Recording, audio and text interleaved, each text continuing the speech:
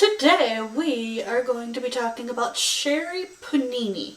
If I am saying the words wrong, I am so sorry. I tried to find at least one video that pronounced her names. Sherri Papini kidnapping hoax. We'll be talking about a few of these. Doesn't mean every person who says they're kidnapped means they're faking, but these are the stories people who got caught doing it. Sherri Papini kidnapping hoax. Sherri Papini is an American woman who disappeared on November 2nd, 2016. Reportedly while out jogging a mile from her home in Reedy, California. Papini was 34 years old at the time. She reappeared 3 weeks later on Thanksgiving Day, November 24th. Having been reportedly freed by her captor at 4:30 that morning, still wearing restraints on the side of Country Road 17 near Interstate 5 in Yolo County, about 150 miles south of where she disappeared.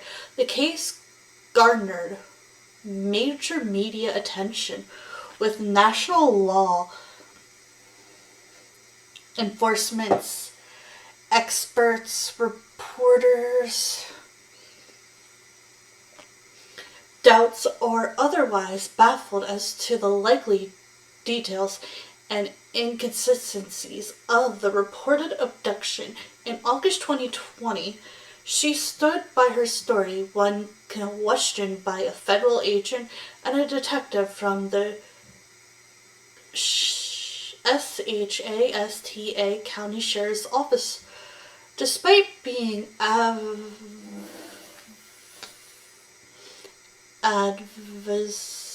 advertised that it was a crime to lie to a federal agent, Papini was charged with mail fraud as she had received over $30,000 from the California Victims Board between 2017 and 2021. On March 3rd, 2024, Papini was arrested on charges of making false statements to the federal law enforcement officers and for mail fraud. According to the Department of Justice, Papini fabricated the story of her abduction. She had reportedly been staying with a former boyfriend, James, during the time she was supposedly missing, and had harmed herself in order to give,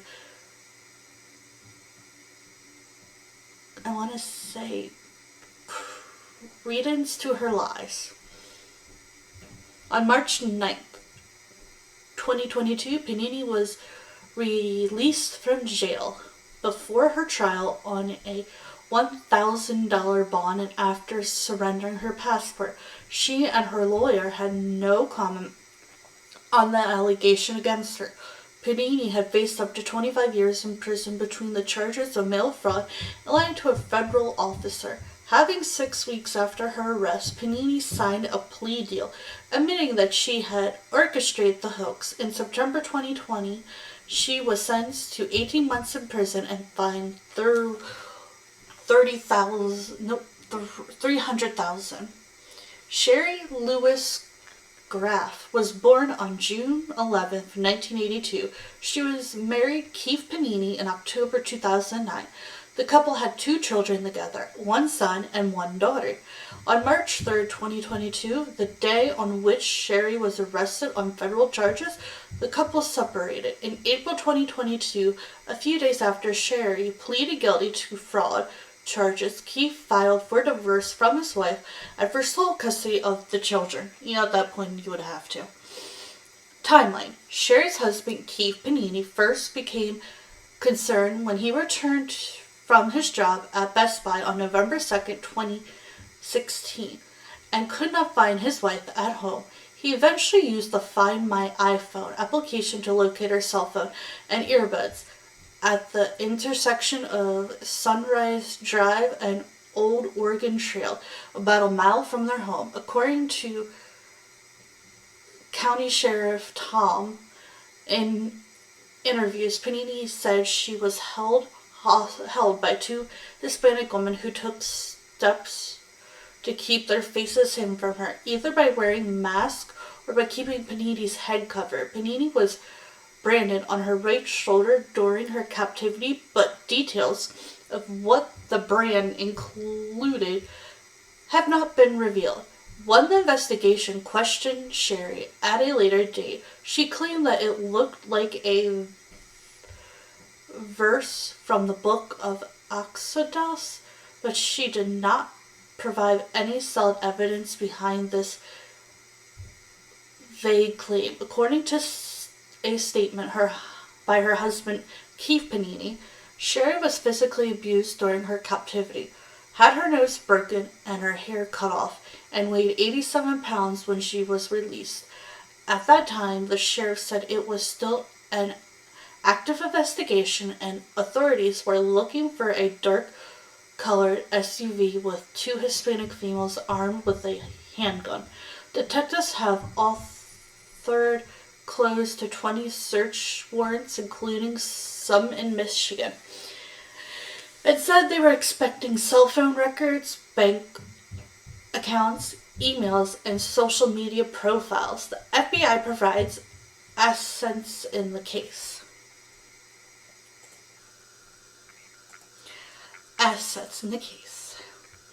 Penny was found with both male and female on her, neither of which matched her or her husband. The FBI ran the samples through the combined DNA index system and found no match. In March 2020, it was reported that DNA found on her clothes matched that of an ex-boyfriend, James Rose, who confirmed that Panini stayed with him at his residence in South California during the time that she was allegedly kidnapped. Large proceedings. On March 3rd, 2022, Sherri Papini was arrested by the FBI, accused of lying to federal agents, and faked her kidnapping to spend time with her ex-boyfriend, away from her husband and family. 6 weeks after her arrest, Papini signed a plea deal admitting she had orchestrated the hoax. In September 2022, she was sentenced to 18 months in prison and fined $300,000. Papini was released from prison in August 2023 and placed in a halfway house. Media coverage and popular cultures. At the time of her purported kidnapping, Panini's disappearance was featured exclusively on national news, including Good Morning America, 2020, True Crime Daily, MSNBC, NBC, Evening News, Insider Edition, ABC Evening News, The Today Show, The Daily Mail, Primetime Justice on HLN, US Weekly, Fox News, and the cover of People magazine. Since the story was confirmed a hoax, it was again featured in national coverage on ABC Evening News, CBS Mornings, Good Morning America, NBC News, CNBC, Dr. Phil, Insider Edition, US Today.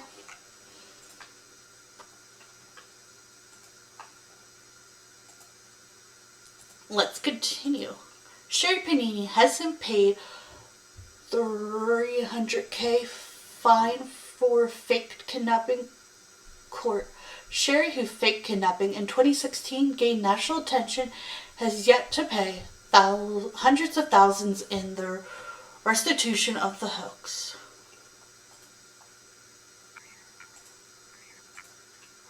Sherri Papini, who faked her own kidnapping, is released from federal prison. Panini was released to commentary overseen by the residential field office. Sherri Papini, the California woman who pleaded guilty for faking her own kidnapping and lying about it to the FBI, was released from federal prison to community confinement. Panini, 41, was released last week, according to NBC KCRA of Ohio. Jail records show that she will be at a location overseen by the residential returnee magnet field office, and I'm not sure how to pronounce half these words. Panini was sentenced to 18 months in prison in September after pleading guilty to 2 counts of a 35-count INDICTMENT, admitting to mail fraud and lying to a law enforcement officer. The charges didn't stem from her faking her abduction, but rather from the lies she continued to tell for years forward. Papini, a mother of two from Reading, was arrested more than 5 years after she was reported missing in November 2016. She reappeared 3 weeks later on Thanksgiving, about 145 miles south of where she had vanished, with a chain around her waist and injured authorities say were self-inflicted. She was and had a brand on her shoulder that she had claimed was done by captors. Papini crafted an elaborate lie telling authorities that two Hispanic women had abducted her. Her story began to unravel when investigators found male DNA on her clothing that led them to her ex-boyfriend, whom she had been staying with while she pretended to be missing. He dropped her off along Interstate 5 when she said she wanted to go back home. Investigators said that when the former boyfriend said that Papini had asked him to hit her, but he refused. Instead, he agreed to hold a hockey stick for her to run into and pelted her with hockey pucks. He also said he branded her at her request. Papini's attorney could not immediately be reached for comments on Saturday. Her full release date is October 29th. This was like a few years ago. Sherri Papini still making plans for future after 2016 hoax sent her to prison. More than 7 years after she was hailed as a supermom, who the reading community rallied around when she claimed she was kidnapped, branded, and tortured, Sherri Papini gets to see her children only during 1-hour visits that are supervised by a professional agency appointed by a judge. Since her claims of being kidnapped in November 2016, the Reedy woman has fallen far from the pedestal she was placed on. She has been convicted in federal court, served time in prison, is divorced, and no longer has custody of her children. Keith Papini once tearfully pleaded on national television for help to find his wife and stood by her for 6 years while the FBI and the county sheriff's officials investigated whether she was involved in plotting her own abduction. The Papini's are now pitted against each other in a court battle over money, vehicles, their children, family property, and personal possessions. Yeah, she's not gonna get anyone's favor on this because she is a little crazy. Papini.